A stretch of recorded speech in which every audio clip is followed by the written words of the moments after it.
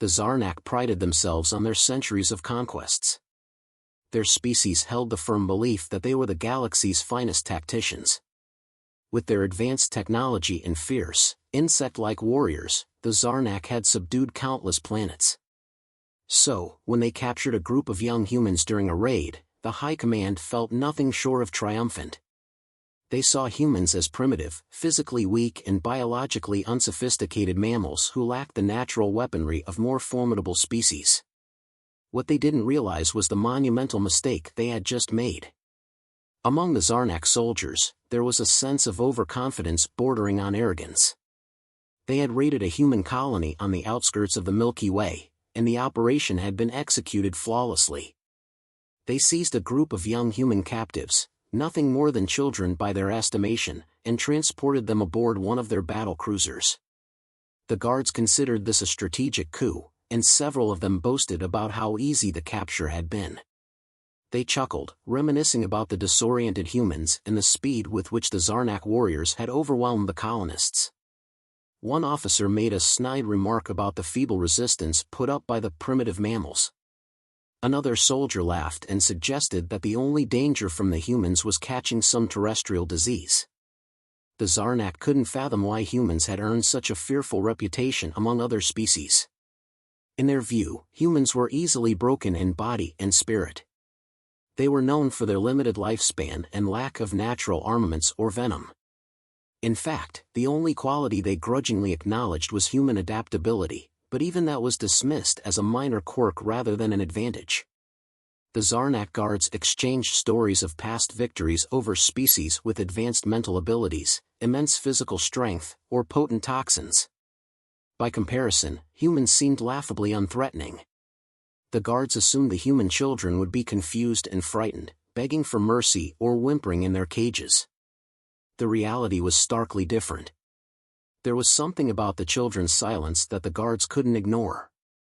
They expected the usual cries of captives, pleas for release, tears, defiance. Yet these human children were oddly composed. They sat still, their expressions unchanging, eyes fixed on their captors.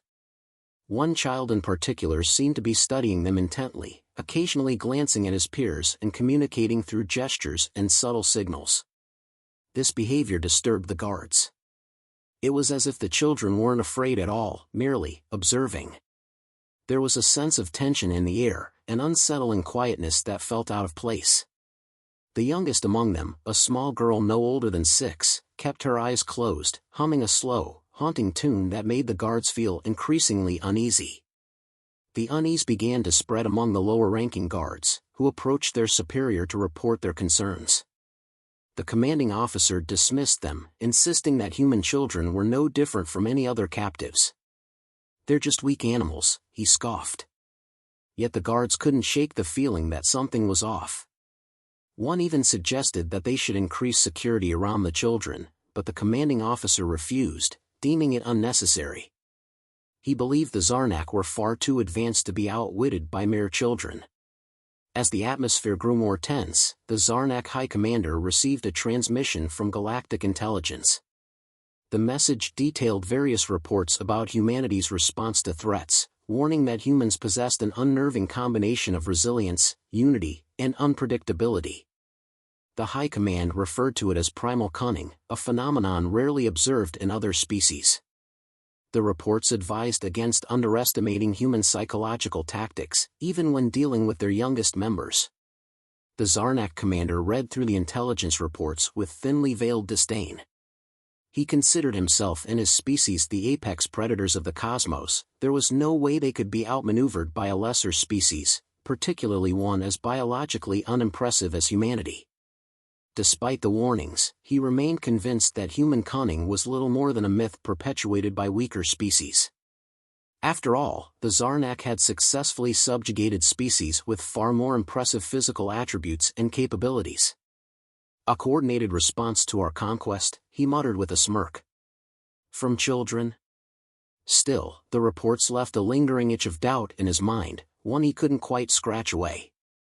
He dismissed the unease, resolving that it was nothing but a sign of weakness to even entertain such thoughts. He would not allow doubts about the humans to taint his record or tarnish the Zarnak's reputation. But even as he tried to reassure himself, he couldn't shake the memory of one line in the report: humans are united by an instinct that defies their evolutionary simplicity. Time passed, and the Zarnak guards grew increasingly uneasy. The children weren't behaving like prisoners, they weren't crying or pleading. Instead, they seemed to be studying the guards, watching their every move with unnerving intensity.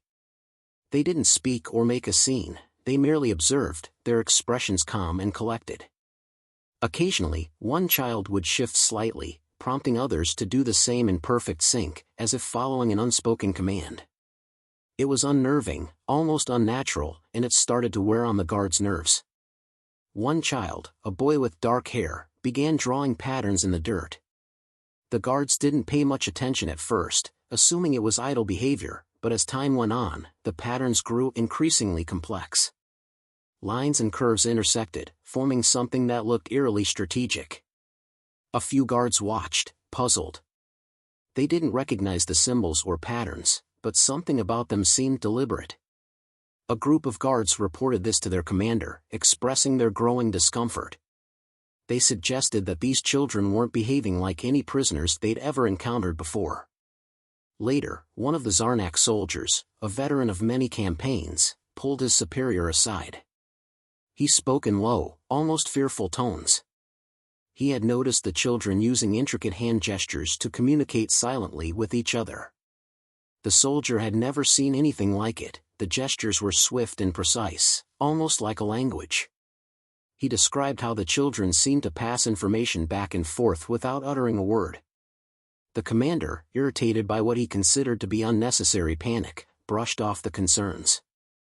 He mocked the idea that these young humans could be capable of advanced communication. "It's just meaningless gestures," he scoffed. "What could they possibly be planning? They are just children." The soldier's anxiety, however, didn't fade. He tried to explain that humans used numerous ways to communicate: body language, expressions, hand signals, but the commander refused to listen. He believed the soldier was merely letting his imagination run wild. The commander considered humans to be simple-minded creatures, not worth the level of caution his subordinate was suggesting. Yet, despite the dismissal, the soldier couldn't shake his unease. His instinct told him something was very wrong, and he wasn't alone in that feeling. Other guards began whispering among themselves, but the command structure remained adamant: humans were nothing to worry about. The children's behavior, however, revealed a quiet confidence. They weren't merely sitting still, they were plotting. One child, barely 10 years old, had fashioned a sharp, makeshift weapon using a metal ring from his shoe. Another, a clever girl with a calculating gaze, had been observing the guards' patrol patterns and identifying their blind spots. Meanwhile, the youngest of the group, a small girl, began to sing softly. Her voice carried through the holding cell, and though the words were foreign to the guards, the tune was haunting, almost hypnotic. It was a subtle distraction, drawing the guards' focus to her. Then, chaos erupted. The boy with the makeshift weapon moved swiftly, exploiting a guard's momentary distraction caused by the singing. He struck a precise blow to a vulnerable joint in the guard's armor, sending the alien sprawling. Simultaneously, the girl who had been mapping the guard's patterns moved, slipping into a blind spot and grabbing a fallen weapon. The guards were caught completely off guard, and the children took advantage of every moment of confusion. One child kicked a lever, releasing another set of captives who joined in the rebellion with an almost animalistic ferocity. The children's plan unfolded with terrifying efficiency. They didn't act recklessly, they moved with purpose, using the information they'd gathered to strike where it would hurt most. One child tripped an alien by hooking a foot around its thin leg, causing it to collapse in a heap. Another took down a guard with a sharp jab to a weak spot in its armor. The smallest child, still singing, darted between the guards, sowing chaos with her haunting melody. It became clear that these children were far from helpless. They had been preparing, learning, and biding their time. The guards' overconfidence and dismissiveness had blinded them to the danger they were in. The children had exploited their arrogance, turning the tables in a matter of moments. What had seemed like a group of fragile, frightened captives revealed itself to be something much more dangerous. The Zarnak guards never stood a chance. In the span of minutes, the once calm holding area turned into a battlefield, with alien bodies strewn across the floor. The children weren't acting out of mere instinct, they were executing a coordinated plan. They struck with speed and precision, targeting weak points with almost surgical accuracy. There was no hesitation, no mercy, just the swift, methodical efficiency of apex predators reclaiming their territory. The alien commander arrived at the scene too late, greeted by the sight of his fallen soldiers and the realization that his prisoners had outsmarted him. He had dismissed the warnings, ignored his subordinates' instincts, and underestimated the humans. The children had done what no other species had ever managed. They had turned the Zarnak's confidence against them and used it as their weapon.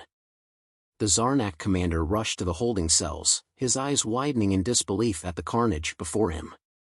His guards, his supposedly elite warriors, lay defeated on the cold floor.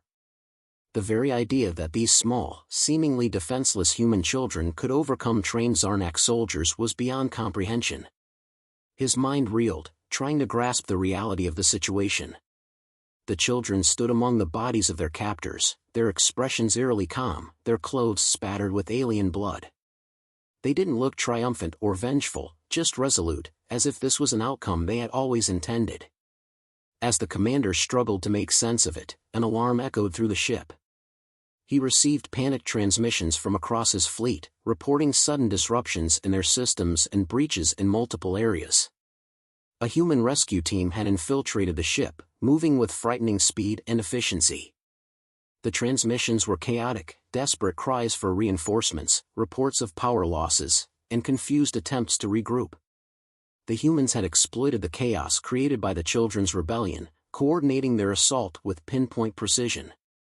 It was clear that this rescue operation wasn't a simple retrieval, it was a carefully orchestrated strike, executed with ruthless determination. The commander's heart sank as he realized the true extent of his mistake. This wasn't just a rescue mission, it was retribution. He received one final transmission, a cold, dispassionate voice from human intelligence that chilled him to his core: "You dared to capture our children."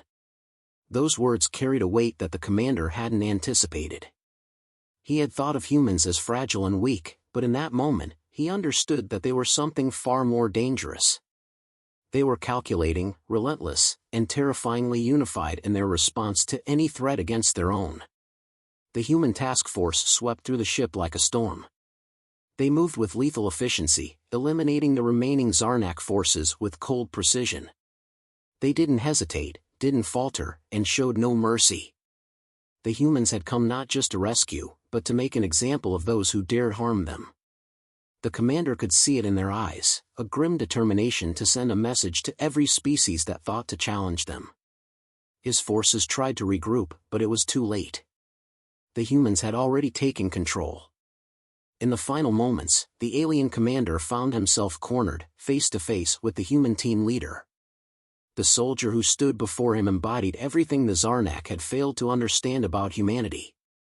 His stance was relaxed but ready, his gaze unwavering.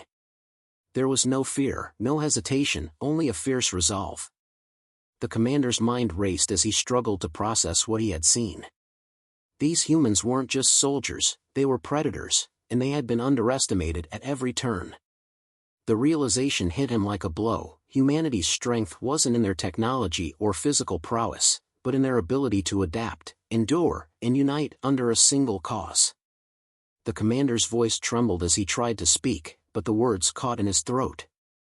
All he could manage was a broken whisper, a final acknowledgement of his failure. "We underestimated everything." He fell silent, the full weight of his misjudgment crashing down on him. He had led his people into a trap of their own making, and now there was no escape from the consequences. As the last of the Zarnak resistance crumbled, the human team transmitted a message to the Zarnak High Command. It was brief, but it carried a clear and unmistakable warning: "You brought this upon yourselves." The message wasn't laced with anger or hatred, just a statement of fact. Humanity had responded to an act of aggression with the full force of their collective will, demonstrating not just their capability for violence, but their unwavering unity in the face of threats. In the aftermath, the galaxy would come to know humanity not as conquerors or invaders, but as a species that would stop at nothing to protect its own. Their reputation as apex predators wasn't born from natural strength or technological superiority, but from something far more primal, a bond that transcended fear and adversity, and a willingness to do whatever was necessary to ensure their survival. The Zarnak had made a grave error in capturing human children. They had failed to recognize the one truth that defined humanity's place in the cosmos: humans were more than the sum of their parts. They were adaptable, resilient, and, when united, unstoppable. And for those who threatened them, there was no worse fate than to face their wrath.